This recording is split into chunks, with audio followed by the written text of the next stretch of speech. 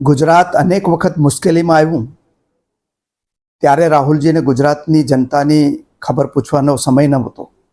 Gujarat corona કાળમાં તકલીફોથી ગુજરી રહ્યું હતું ત્યારે પણ રાહુલજી ગુજરાતમાં ના આવ્યા. ગુજરાતની અંદર અનેક વખત પૂર આવ્યા ત્યારે પણ રાહુલજી ગુજરાતમાં ના આવ્યા. ગુજરાતની અંદર એવી દુર્ઘટનાઓ બની એ વખતે પણ ના આવ્યા. મોરબીની દુર્ઘટના વખતે પ્રધાનમંત્રી ખુદ આવ્યા પરંતુ રાહુલજીને એ વખતે સમય ન મળ્યો.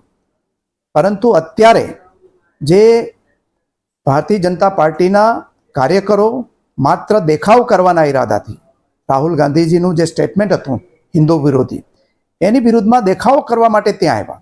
એના ઉપર પથરાવો થયા અને સામસામી ફરિયાદો થઈ. ભારતીય જનતા પાર્ટીના કાર્યકરો પણ ઘવાયા, પોલીસ પણ ઘવાઈ.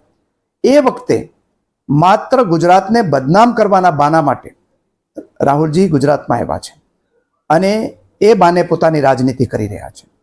ત્યારે મારે રાહુલજીને કહેવાની છે કે જો ખરેખર તમને ગુજરાતની જનતાની ચિંતા હોય તો જ્યારે ગુજરાતની જનતા તકલીફમાં હોય ત્યારે આવવું જોઈતું હતું, પણ ગુજરાતને બદનામ કરવાની જે વર્ષોની પરંપરા છે એ હવે છોડવી જોઈએ. છોડી અને રચનાત્મક ભૂમિકામાં આવવું જોઈએ. જે રાજકીય પક્ષો છે એકબીજાના સામે વિરોધ પ્રદર્શિત કરવો એ સૌનો અધિકાર છે. એ અધિકાર કોંગ્રેસ પણ ભોગવે છે.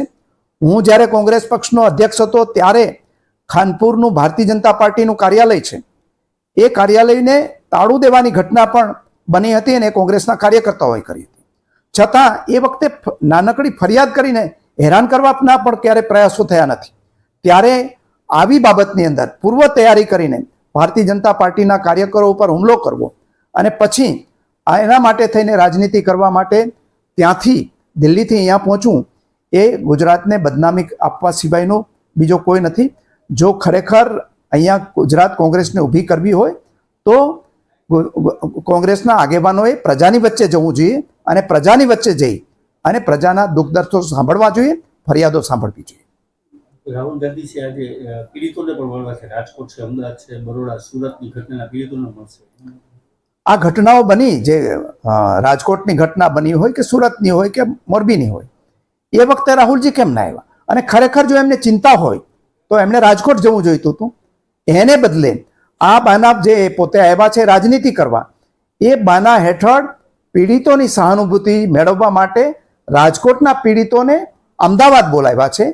તો એ આટલા વખત પછી આ માત્ર રાજનીતિ કરવા શું, એ બીજું શું છે? બીજું પીડિતો માટે છે. અત્યાર સુધી શું કર્યું? પીડિતો માટે ગુજરાત સરકાર સખત પગલાં લઈ રહી છે, સુધારાત્મક પગલાં લઈ રહી છે અને એની અંદર જે કોઈ દોષી છે એ દોષીને છોડવાના નથી એવી જાહેરાત કરી છે. આ જે દોષી લોકો છે એ કેટલાય જેલમાં છે અને બાકીના જેલમાં જવાની તૈયારી કરી રહ્યા છે. એની પડખે આખું ગુજરાત છે. સહાનુભૂતિ ગુજરાત આખાની જનતાની છે. ત્યારે એના નામે રાજનીતિ પણ ન કરવી જોઈએ. રાહુલ ગાંધી શિવ ભક્તિની વાતો કરે છે. હા, જો ધર્મ છે અને શ્રદ્ધા છે એમાં રાજનીતિ નહીં ભેળવવી જોઈએ. જો ખરેખર એ શિવ ભક્ત હોય તો ચૂંટણી વખતે જ શિવ ભક્તિ રાહુલજીને શું કરવા આવે છે? અને એ શિવ ભક્તિ સંસદની અંદર ક્યાં કરવાની જરૂર હતી? એનો ફોટો, ભગવાનનો ફોટો ત્યાં બતાવવાની જરૂર નથી.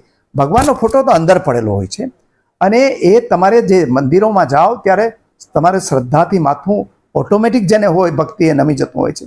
પણ આ ભક્તિ છે એ માત્ર રાજનીતિક ભક્તિ છે અને પોતાને જે શંકરના ભક્ત સાબિત કરવા માટે એમણે આ શંકર ભગવાનની વાત કરી છે.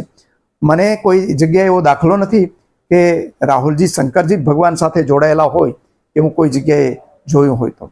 એટલે આ ભગવાન છે એ બધાના હૃદયમાં બિરાજે છે અને જો શ્રદ્ધાઓ હોય એણે રાજનીતિ કરતી વખતે ભગવાનનું નામ લેવાની જરૂર નથી.